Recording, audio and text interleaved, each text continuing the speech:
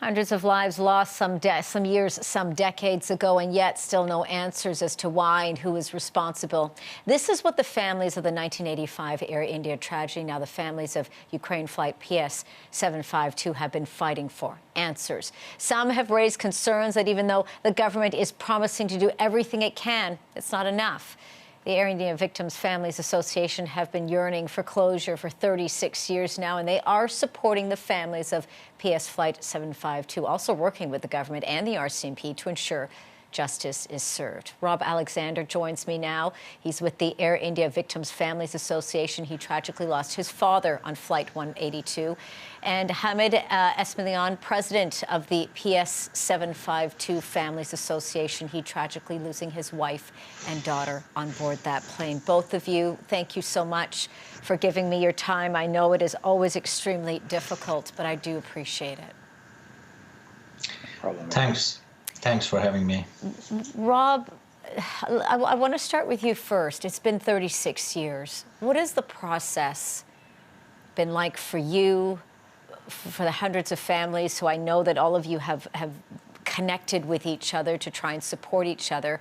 But what has it been like that there's still no justice 36 years later? Angie, unfortunately not. From day one, there was a lot of uncertainty. There was a lot of, big part of the problem was a lack of information. The families weren't communicated to properly from the beginning. We didn't know that there was no survivors for many, many days, if not weeks, in terms of details about what happened. We certainly didn't know it was a bomb that was placed on the plane that originated in Vancouver. So there was the lack of information was probably the biggest problem.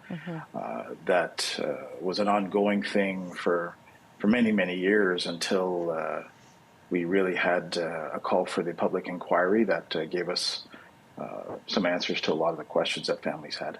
Hamed, listening to what Rob is saying, it's been 2 years for you and the families. You've expressed frustration, you've expressed anger, you have said that the government is working to find those answers, working with you and the families. But what are you feeling right now? You've also said it's not enough. Andrew, we have asked for just a handful of demands here. You know, we don't have tons of demands. We have asked this case to be referred to International Civil Aviation Organization, nothing yet. We have asked RCMP to open a criminal case. They refuse to do so.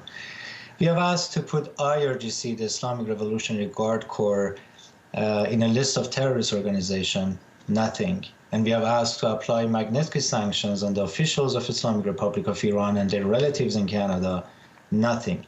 Let me give you a clear example. For example, the representative of Iran in ICAO here in Montreal, where we are hosting ICAO, he's a guy who was a part of denial for 3 days, and he's the guy who has worked with IRGC and the Quds Force for years, and there are documents supporting that. We have asked the government to expel this guy back to Iran, and they didn't listen to us. So the problem is that the families are not in forefront for decision-making, and that's the main problem here. Listening, I want to come back to you, Rob. Where do things stand with you? Hamed's now dealing with this. It's now been 2 years. For you, it's been 36. Where do things stand with the Air India investigation? In terms of the investigation, to the best of our knowledge, we're aware that there is an investigation that goes on to this day, 36 years later. Of course, things deteriorate over time. But unfortunately, we haven't been updated. The families haven't been updated in some time. I want to say since 2018, prior to COVID and all things like that. But we still call for justice, and whatever way that means justice for people.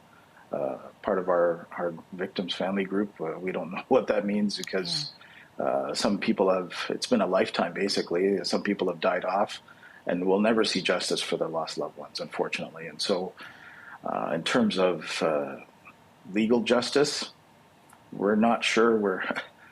Sometimes we get cautiously optimistic, but then time goes on and years pass, and nothing has happened yet. So, but to the best of our knowledge, there is an investigation that still goes on to this day. Do you both feel forgotten? Rob, do you feel forgotten? Do you feel valued? Forgotten, unfortunately, yes. Again, over time, the problem is that there hasn't been a lot of information that has been shared with the Canadian public.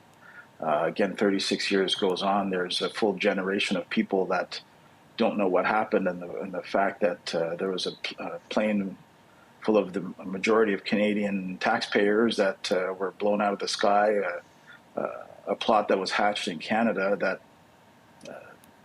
people don't know about. And so it's not really part of the Canadian conscious, we feel, and people don't know what happened, why it happened, and what's happened to the survivors after that. So unfortunately, forgotten, yes. And in terms of how that changes, there are some folks in academia that are trying to make it part of the Canadian consciousness by incorporating that into the education system to let people know what happened.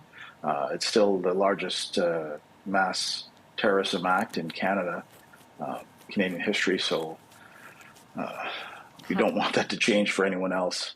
Yeah. Hamed, how are you feeling with all of this? And I know, again, that fight is going to continue for you, but are you feeling that you're forgotten? From what I've seen in the last 2 years, unfortunately, I think the destiny of the Air Indian families like Rob is waiting for us.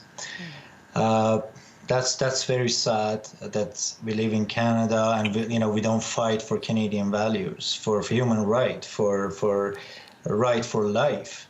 29 children were on that plane, and nobody talks about them. No, those children, nobody fights for them. And that's very sad that you read these words just in the books and in the lectures and in the speeches, but you don't see it in actions. We can do something that the fate of Air India doesn't happen to PS752. And this is tangible, this is doable. But the bureaucracy, the slow progress, and the conservative approach to this case has hurt us so bad. Iran has bullied Canada so far. Iran has insulted the families. We have been under psychological war for 2 years. And what we have seen so far from our side was just writing polite letters. This is not enough at all. And when I talk to MH17 families, the Malaysian airliner was shut down 8 years ago. They say this is on top of the list of the Prime Minister of Netherlands. Is it the same thing here in Canada? I don't know. We're going to continue to follow this. For both of you, and have you both back on the program.